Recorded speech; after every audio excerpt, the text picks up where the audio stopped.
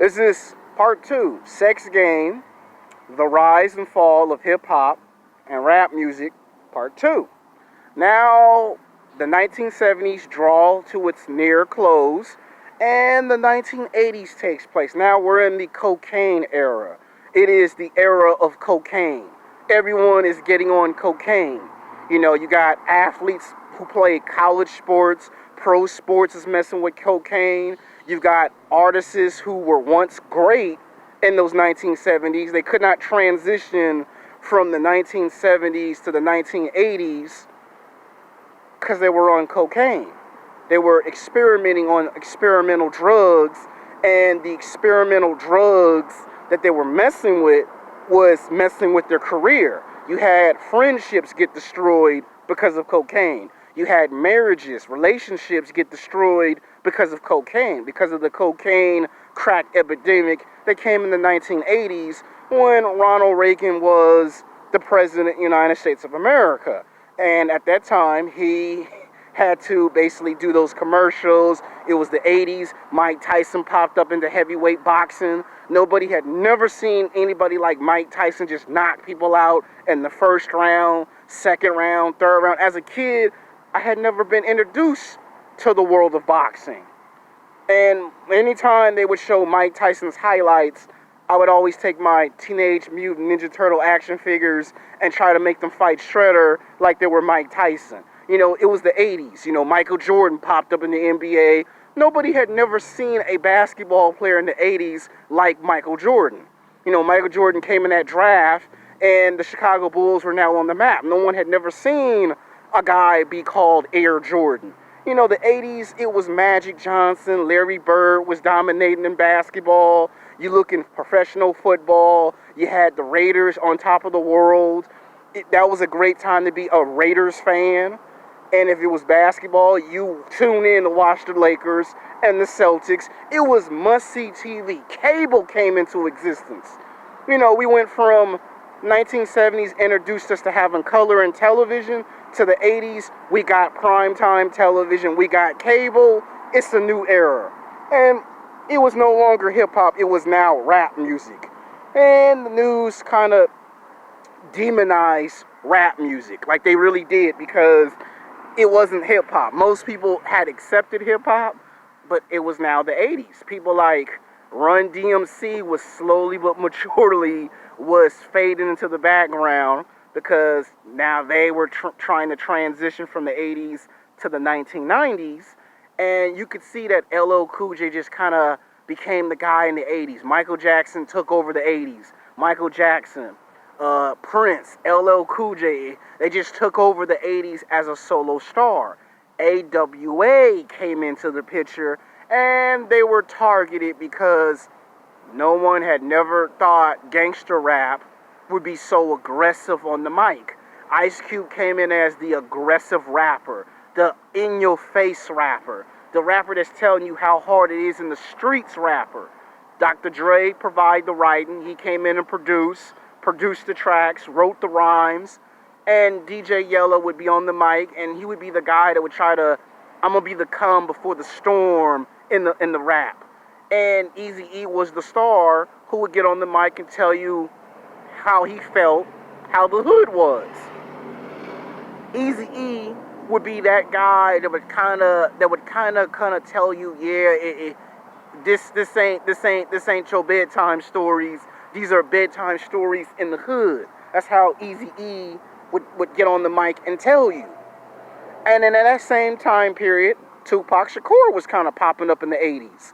You could see somewhere like around 87, 88, Tupac hooked up with Underground Digital and Digital Underground. And I remember those songs because back in the day, guys would drive their little cars up the street, down the street, bumping the music loud.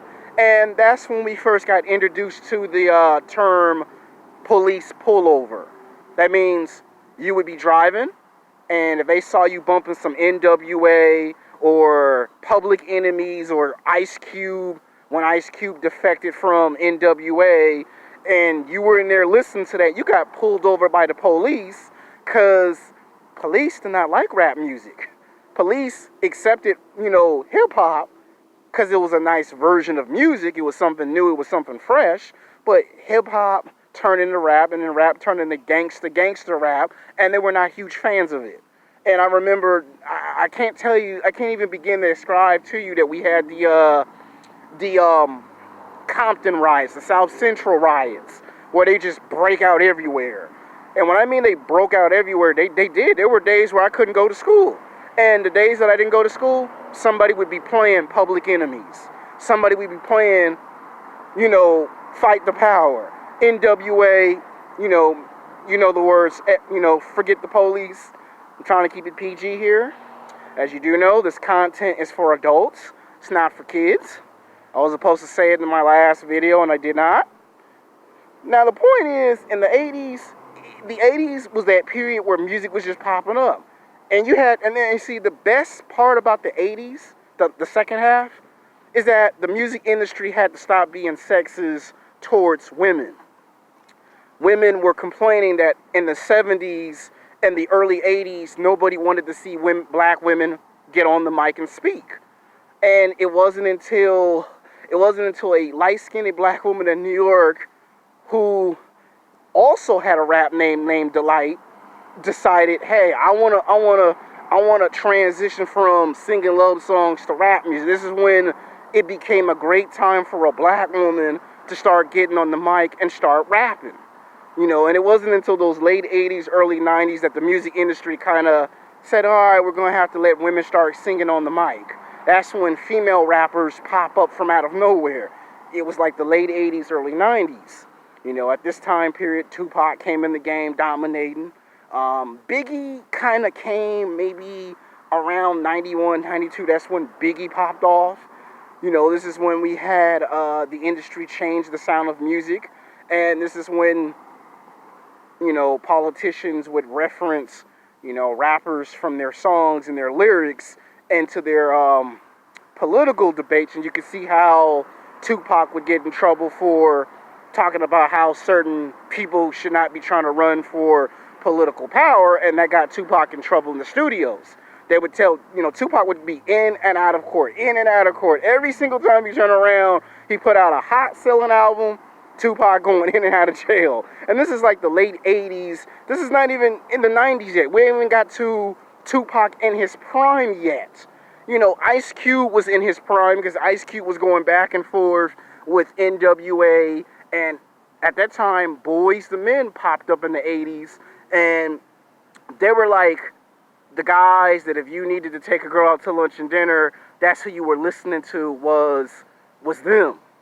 Now, when I come back with part 3, I'm not going to do 3 videos in one day, because the rule is when I do one video, my fans, my viewers, you got to tell me if you like the video or if you hate the video.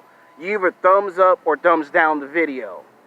If you make a comment, you better make positive, respectable comments, because if they're rude, disrespectful comments, like you're talking about somebody's race, somebody's sex, somebody's gender, I will delete the comment and block you so you don't make no more comments, because YouTube is cracking down on people who do that in the comment section, and we don't want no one dissing nobody in the comment section. This is a new series where I talk about my thoughts on being a black man and how did rap music influence me and change me.